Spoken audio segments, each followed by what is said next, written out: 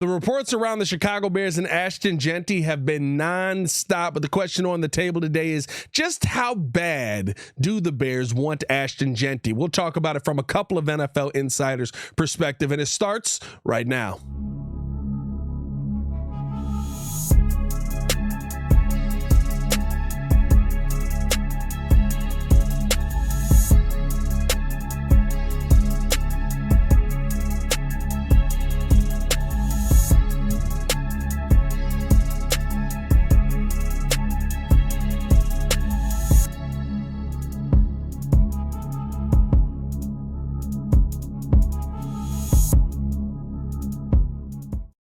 If you are new to the channel, please hit that like button. Please subscribe to the page. We do talk Chicago sports daily on this channel. It's the only channel talk Chicago sports, how Chicago talks. So make sure that you get in tune with us, man. The Chicago Bears have been very, very interested in Ashton Jeanty for a while here. I mean, we've heard multiple times, right, that the Bears love Ashton Jeanty, that they're hoping that he's going to be there at 10. Even today, hearing from Adam Schefter that there are multiple personnel people who believe the Bears are praying that Jeanty slips to them at 10. There's just a lot of signs that point to Ashton Jeanty being the guy that the Bears are hoping that they can go out there and get. Now, at the end of the day, I think that Ashton Jeanty is going to be a phenomenal running back at the NFL level. But if you're talking about the possibility of people in this building thinking and praying that he's there at 10, right? I think you're then having the question on what do NFL personnel and what do the rest of the league really feel like this draft is as far as those blue chip pieces go. Ashton Jeanty right now, as far as a running back, is a blue chip piece, right? He separates himself above the rest. He is in a class of his own. But at the end of the day, is that something that the Bears want to do that high with the amount of running backs that are there? I think this is a conversation on, do you take the blue chip piece if he does fall to you, or are you going for the best piece that you can get at a position of need? We've been having this conversation for a little while here. And to me, look, I keep saying this, Ashton Jeanty, while I would not take the running back that high, right? I think there's so many running backs in this draft that you could get away with taking. Ashton Jeanty is in a class of his own, and if you put him behind a revamped Chicago Bears offensive line, do I think that he wouldn't be able to go out there and absolutely dominate? I do, and I do think that Ben Johnson would be able to utilize him in ways that would be astounding and would break the mind of what this young man could be. I mean, listen, he was basically getting 8 or 9 in the box every single time last season, 2,600 rushing yards still, no matter what, 374 carries, a lot of carries on the body. He was averaging about 6.9 yards per carry. That makes the quarterback's life easier, and had 29 touchdowns. That's with literally every player on the opposite side of the field. And at that point, right, it doesn't matter if you're an accountant. Now it's just a numbers game. That is with every single player on the opposite side of the field standing there and saying, we're going to stop you. You're not going to run for 100+ yards on us. We're going to stop you. We're going to slow you down. And most teams effectively couldn't. And to me, I continue to say this, right? It's the season before that really gets me, where he had 1,300 yards. He had 154 less carries, still had 14 rushing touchdowns, but also chipped in on 43 receptions. He had 569 receiving yards at 13.2 yards per reception and 5 receiving touchdowns as well. I think that Ashton Jeanty is more of a all-around back than a lot of people want to give him credit for. And look, again, is it a move I'd make? No, but Ben Johnson is here. You paid him a ton of money to be here. Why not go out there and let him get the player that he feels is going to be best for this team? If that player is the running back position, am I going to sit here and flip a table? No. But what I will say is he better be the blue chip guy that you're selecting, because what you're leaving out there is 10-year positional pieces, is 10-year guys on the line. And I do believe that wholeheartedly. I think there are some really, really good linemen still on the board at 10 for you to go out there and get. Whom are they going to be the blue chip piece? Maybe not, right? I'm not going to sit here and tell you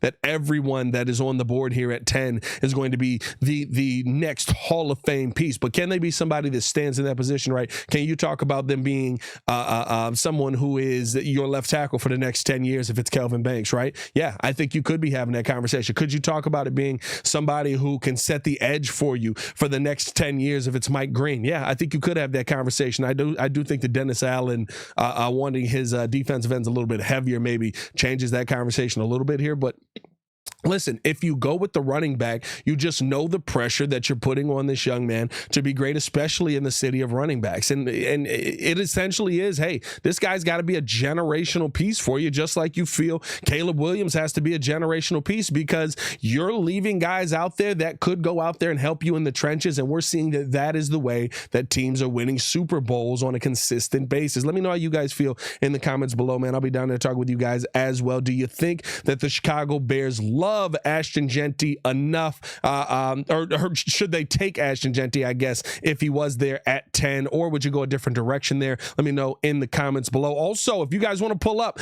link is in the description below. This Thursday, VIP Bar and Grill, 6 p.m. until, the last pick or we leave. There's going to be a ton of fun, man. It's going to be a great time.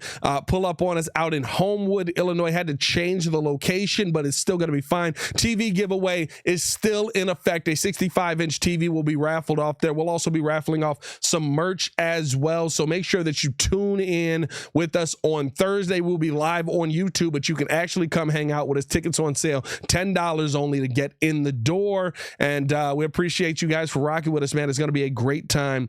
Make sure that you guys pull up.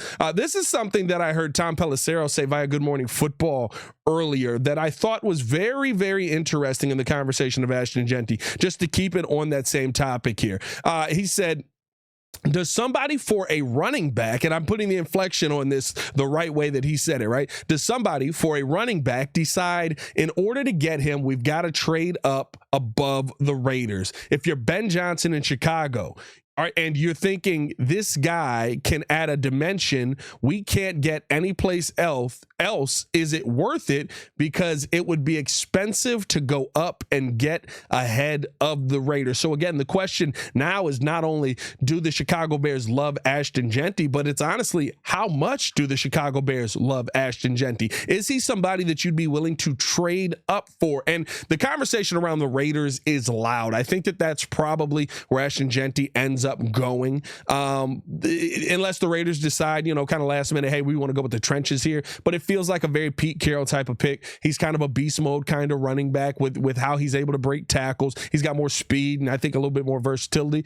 but he's got that break tackle ability. You add that to Geno Smith, what you can do in the run game, now in the passing game, and you're adding some pieces there that do make sense. Raiders have some picks as well to make some things work. I don't see him getting past the Raiders, but if that is the conversation and Ben Johnson loves Ashton Jeanty enough, is it worth it for him to trade up for Ashton Jeanty? Now, the conversation around the Jaguars is an interesting one. First-time head coach, first-time GM. Could they be open for business in a draft like this? One where I do believe, listen, if you have enough picks, you can fix your team. You get the picks right and you hit on 50 to 55% of your picks in this draft and you add more picks into that, you're going to be talking about 5 to 10 year starters in this NFL, all the way down to the 40s and 50s, right? So you're trying to add as much draft capital as possible. If I am the Jaguars, right, I'm looking at the Chicago Bears and saying, you want the 5th pick? Come get it.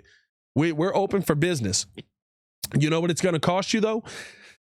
Hey, I'm going to need your 10th. I'm going to need 41, and I'm probably going to need 72 up off of you. It's a lot. It's a lot. It's going to be expensive to move up in this draft. I don't care what the draft points board, the Jimmy Johnson chart says. It's not all of a sudden that every team is just going to be like, oh, yeah, well, the points say that just that is there. And I think you have to have this conversation in a couple of different fronts. Number one, right, are you trading up for Ashton Jeanty? If you are, you're putting pressure on him that is unfathomable. I mean, if you're trading up for Ashton Jeanty, you're talking about basically needing him to become the second best running back in this franchise's history throughout his career, hitting the ground running as a rookie running back. And I'm not saying that pressure shouldn't be on him. He's a top 10 pick. But what you're now doing is saying that, okay, we're making such a big decision that this year's draft is now on you. The success of this year's draft is on you. And how are you going to help Caleb Williams become the franchise quarterback that he is? Can he do that more than an elite left tackle? That to me is a conversation that you don't even want to be having here if you're bringing Ashton Jeanty in because, I mean, like I said, you're moving up. You're giving up a lot of pieces. You're giving up multiple players that could be good in a draft that I just said, right, I think has a ton of talent in second, third, fourth round. All right.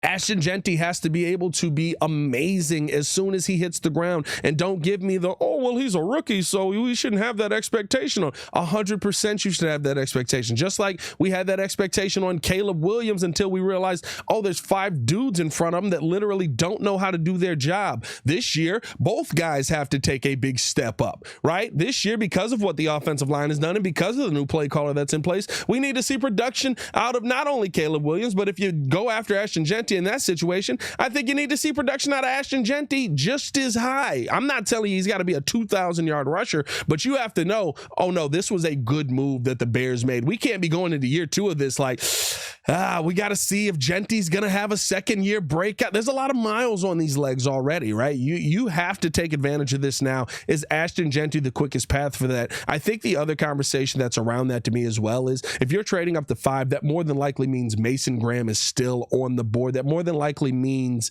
Will Campbell is probably still on the board unless the Patriots end up taking him. But it feels like there may be an Abdul Carter situation coming with the Patriots. We'll see. But at the end of the day, right, like if Mason Graham is there, if Will Campbell is there, are you telling me you're taking Ashton Jeanty over Mason Graham or Will Campbell? Again, stellar blue chip pieces, but now you're having a conversation on we're going after the blue chip pieces. We're going after the big names, and you have an opportunity to get a big name on either side of your trenches. It would be tough for me to see the Bears trade up and take a running back in that spot. That probably would get me to flip a table, actually. It would be incredibly tough for me to see the Bears trade up and pick a running back in that spot, because if that is the conversation, I get it. You love this guy so much, but are you passing on the guy that's going to be disrupting plays in the Super Bowl in Mason Graham? Are you passing on the guy that's going to be protecting some other quarterback and keeping him off of his back for years to come here in a situation where you've added Joe Thuney, where you've added Jonah Jackson, where you've added where you had Darnell Wright already, right? Like there's all of these pieces that are now in play that just make so much sense, right? You added Drew Dahlman to the team, and you're going to go running back there when you trade up into that spot. Tough conversation for me to be having. I think that it's not a conversation that makes sense for the Bears, and I would be out in that situation. Listen, if Jeanty falls you at 10, again, I wouldn't take him there, but if you're going BPA, it's tough to say Ashton Jeanty is not one of the top 10 players in this NFL draft.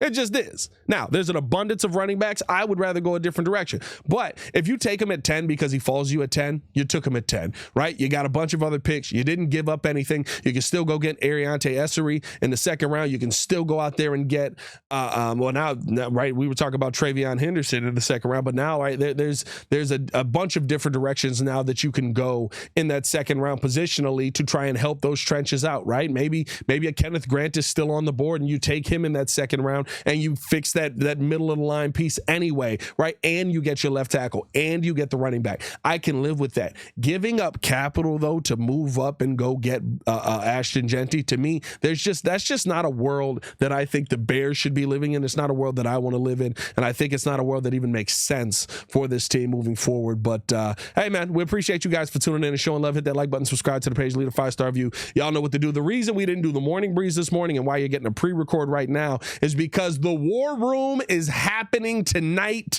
and we are going to be live at 6 p.m. making our final mock draft. Y'all remember how the War Room went last year, where, I mean, we're all in there, we're all arguing, we're going at it, debating all of this stuff. It was a great time, and we're going to have the War Room cracking. NBA playoffs is going to be on, man. It's going to be phenomenal. Pull up with us tonight, 6 p.m. Can't wait to see you guys there, man. Hey, appreciate you guys for tuning in and showing love. Hit that like button, subscribe to the page. Let me know how you guys feel in the comments below. As always, man, it's your boy Pat the Designer back at it again. Y'all stay safe out there, Chicago. Bear down. One love. Peace.